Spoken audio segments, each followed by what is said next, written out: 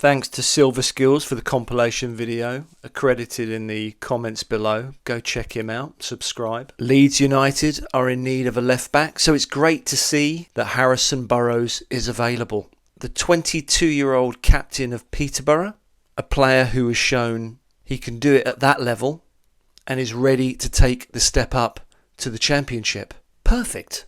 A player that has a great cross on him, loves to take a free kick, can strike the ball with his left and right foot so he can cover both sides.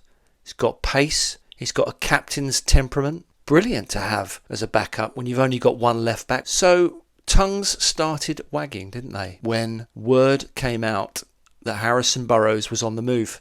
A player that the Leeds fans have been looking at for some time as someone who could come in and sort out our left-back problems, our long-running left-back problems. So when Darren McAntony, the chairman of Peterborough, said this on TalkSport. We've accepted bids off a couple, and it's down to the player with those clubs, and I'm not going to talk any further about that. He's obviously been with us since he was 9. So we're sad to lose him, but I'm looking forward to seeing another Peterborough player eventually go to the Premier League. Sheffield United have done some good business, haven't they, this window in the Championship? Yeah, so have Leeds, so have a few others.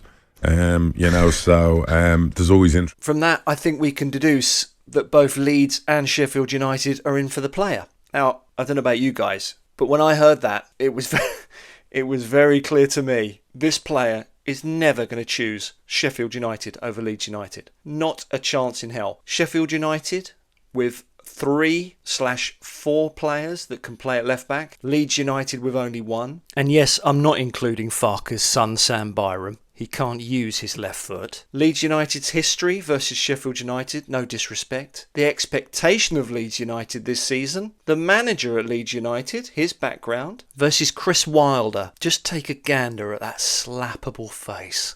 A manager who got sacked, but whilst he was on his way out, slated the owner, Prince Abdullah, who'd given him a stack load of money to buy players like Rhian Brewster for 25 million quid, complaining he didn't have enough money, going to Watford and Middlesbrough and failing terribly before returning in December last year, just as this club was phoning it in, preparing themselves for Championship life again. A manager that's had one little spike in his career to get Sheffield United to the Premier League for 2 seasons. No chance. You've got more chance of a fan favourite MCU superhero returning as a supervillain. What did I tell you? I like playing complicated characters. No, Robert, I think you like big fat checks. What a weird decision that was. And as you can see, an equally weird decision was that Harrison Burrows did, in fact, join Sheffield United. Now, I was sat there looking at the news thinking an initial bid for Sheffield United has been accepted, but for one for Leeds United has also been accepted. Surely it's just a matter of time. Surely he's going to choose the right club. We've come in now. The team that are going to be in the Premier League next season. I'm thinking any moment now we're going to hear something, and it was quiet and quiet and quiet. I'm thinking, for God's sake, all you people on holiday, all you people driving your kids around when they should be walking around and playing outside, get your cars back on your drive so this guy can make it to Leeds. Hi guys, we are Emily. How are y'all doing? We are also the Beast. Second thoughts, keep dropping your kids off, keep using those cars. But you get my point. Why is it taking him so long to get this over the line with Leeds United? And then the announcement finally came. And I don't blame the player. I don't blame Sheffield United. Well, I do a bit. I blame my beloved club and the 2 enigmas, Steinson and Hammond. Now, we knew the pitfalls of the end of last season, the grief we went through as a club with all the players, the rat bastards who dropped us and wanted to leave the club.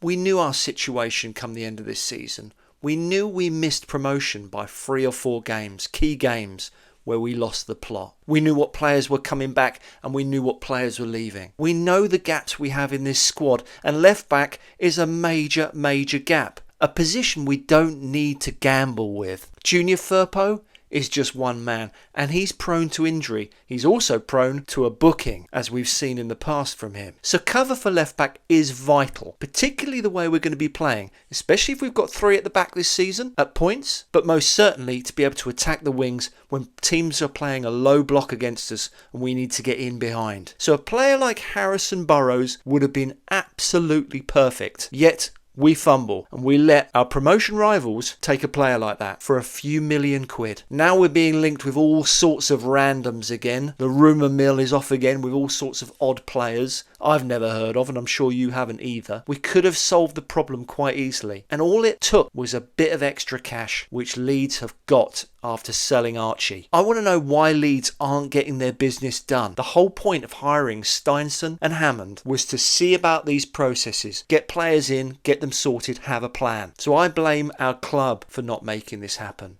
Now, we could go out and buy an amazing left back soon, but we all know they're few and far between. It's not an easy position to fill, so it makes it even worse for me. So I had to have a rant about it. I really thought he was a player that we would get hold of, but we haven't, and that's that. I wouldn't be surprised if we go into the season with what we've got, and that concerns me, and it should concern you guys. I want to stay positive, but at the same time we're a few short days away from the start of the season and we haven't got cover for a key position. Anyway, fingers crossed things change. Make sure you guys are liking and commenting. Be really interested to know your feedback. Were we wrong in missing out on this guy? Should we have got him? What do you think? Who else is out there that we can go for at left back who's prepared to potentially be cover for Firpo? Like and subscribe, guys. I'll make a slightly more positive one next, I think. Love you. Catch you soon.